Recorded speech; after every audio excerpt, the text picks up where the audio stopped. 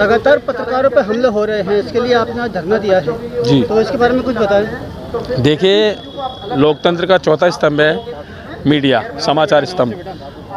न्यायपालिका, कार्यपालिका, विधायिका, इन सब पे नज़र रखता है और इन सब की जो कमियां हैं वो सब दिखाता है। लेकिन अफसोस की बात है कि आज हमको सड़कों पर उतरना पड़ रहा है। दूसरी बात, लगातार हमले होते जा रहे हैं। मतलब आज की बात नहीं है ये, मतलब अंग्रेज़ों के ज़माने से दमनकारी नीतियाँ अपनाई जाती हैं मीडिया के ज़माने, बल्कि मीडिया तो लोकतंत्र का चौथा स्तंभ है। अगर वो स्वस्थ रहेगा, जब चारों पहिए चलेंगे अच्छी तरह से, तभी तो लोकतंत्र चल पाएगा। अब आप देखिए, अभी मैं ताज़ा उदाहरण बताऊँ आपको मैं, तो ये अचलदीप सिंह है, इनके ऊपर जानलेवा हमला हुआ। इसलिए आज हम लोग इन चारों जो ये बातें घोषणा पत्र में लागू की गई हैं, ऐसा नहीं है कि हम लोग कोई नई इजाद मांग कर रहे हैं, इनसे नाजायज़ मांग कर रहे हैं। ये कांग्रेस के घोषणा पत्र में है कि ये जो 4-5 चीज़ें हैं, जैसे डिजिटल मीडिया को नियमितीकरण कर करके ठोस नीति बनानी है। दूसरा, आधि स्वीकरण वाले में सरलीकरण करना है, ठीक है। तीसरा, ये पत्रकार सुरक्षा अधिनियम है, पत्रकार संघों को ज़मीन आवंटन की बात है। और जो 5वीं मांग है, जो उन्होंने घोषणा पत्र में जो वादे किए थे हमारे पत्रकारों के लिए, उसमें यह है कि जेडीए हाउसिंग बोर्ड के जो भी आवासीय योजना होती है उनमें आरक्षण हमको दिया जाए।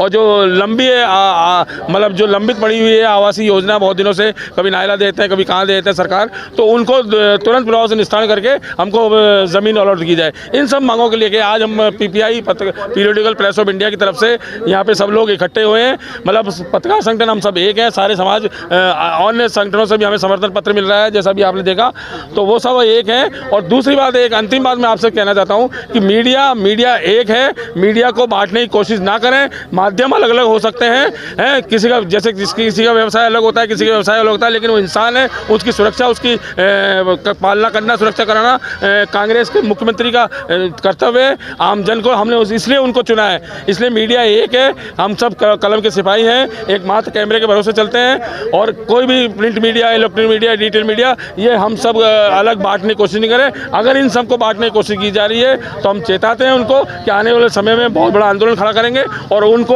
मुंह की खानी पड़ेगी। एक घटना मेरे साथ 17 तारीख में हुई थी। मेरे ऊपर हमला करा गया था धारदार हथियारों से, और उसके संबंध में मैंने 17 तारीख में ही जाके थाना आदर्श नगर में अपनी रिपोर्ट दर्ज करा दी थी।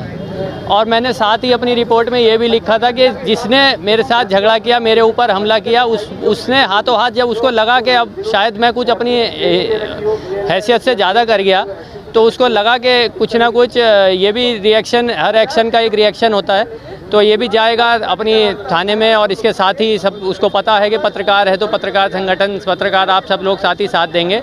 तो मुझे तभी उसने चेता दिया था कि चला जा, जहाँ भी जाना है रिपोर्ट करने, और तेरे जैसों की रिपोर्टें लिखी नहीं जाती। उसे देखिए अपने ऊपर इतना भरोसा है, और हमारा जो पत्रकार जगत है, लोगों को अब इतना कमज़ोर लगने लगा कि उसने जाते हुए चेता दिया था कि तेरे जो ये रिपोर्ट है इसका तो पता भी नहीं चलेगा, पर मैं जो तेरे ऊपर रिपोर्ट करूँगा उसका पूरा जयपुर देखेगा। और हकीकत में अब मुझे लग रहा है वही होने वाला है।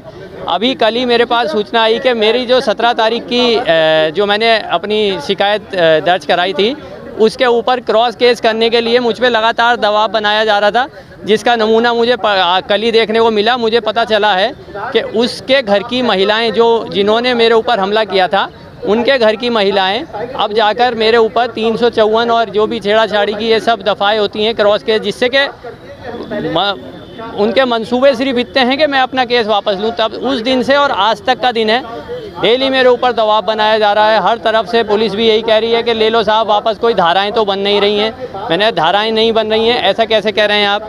क्योंकि गले पे मेरे जो जख्म है, मुझे ENT डॉक्टर ने, जो इसका विशेषज्ञ है, उसने कहा कि अगर ये थोड़ा सा और कुछ ही 1-2 सेंटीमीटर और गहरा होता तो आपकी जान बचना बहुत मुश्किल था।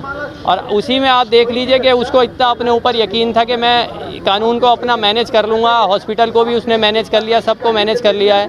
सैटेलाइट में मेरा मेडिकल हुआ था, वहाँ भी हमारा सारा संगठन गया था, PPI सब लोग गए थे।